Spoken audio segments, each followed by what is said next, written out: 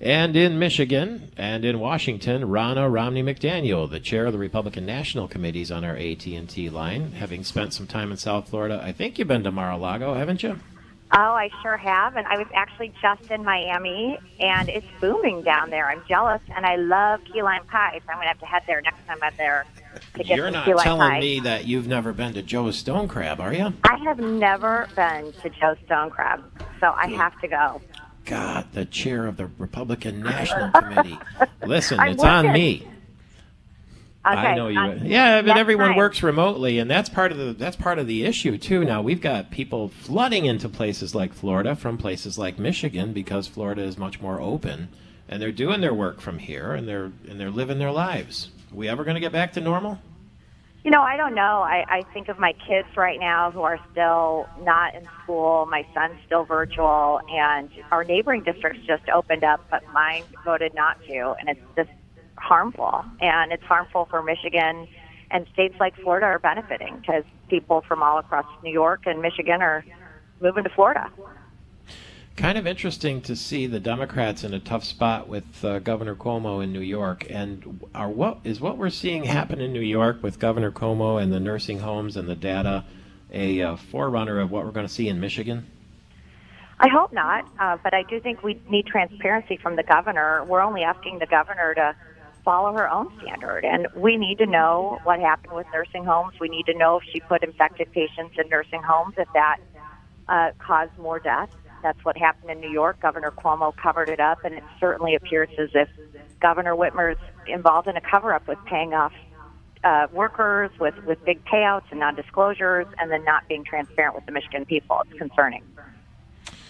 President Biden's going to speak tonight on the anniversary, I think it is, of the first COVID instance in the United States when we started shutting things down and so forth. What do you make of the administration so far? And he said that if he was elected, he would be the president of everybody, not just the people who voted for him. Is it shaken out that way? Yeah, I don't think anybody can say that he's been bipartisan or worked with Republicans. Certainly with this $1 trillion bill that was passed without Republican votes, that doesn't show any bipartisanship. I think all of us tonight are mourning the many people we've lost to COVID, this catastrophic tragedy that's hit our shores. I know I've lost friends. Many of us have lost loved ones, and I'm glad that our country's going to come together and honor that. And I think we have to recognize the accomplishments of President Trump, that people are getting vaccinated less than a year later because we had Operation Warp Speed and were able to get vaccines on the market in a time frame that nobody thought was possible.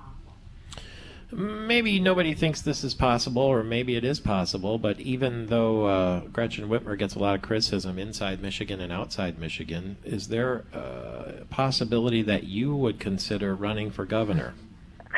You know, I just signed on to be Republican National Committee chair for another 2 years, so I'm not looking to run for governor of Michigan. But I will definitely be involved in that race because I do think we need a new governor. I'm speaking as a mom who has watched my kids really suffer under her lack of leadership on the public schools.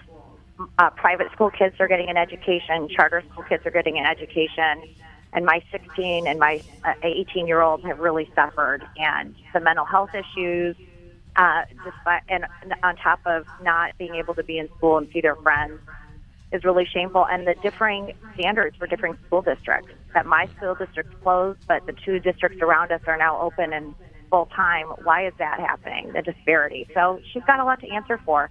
And gosh darn it, those roads still aren't fixed, Michael Patrick. Well, we're going to have to hear a recruit pretty soon to challenge her if that's going to happen. And I know you'll be the first to let us know. So thank you very much, and enjoy Joe's Stone Crab on me when you get back here to Miami. Ronna McDaniel, the chair of the Republican National Committee.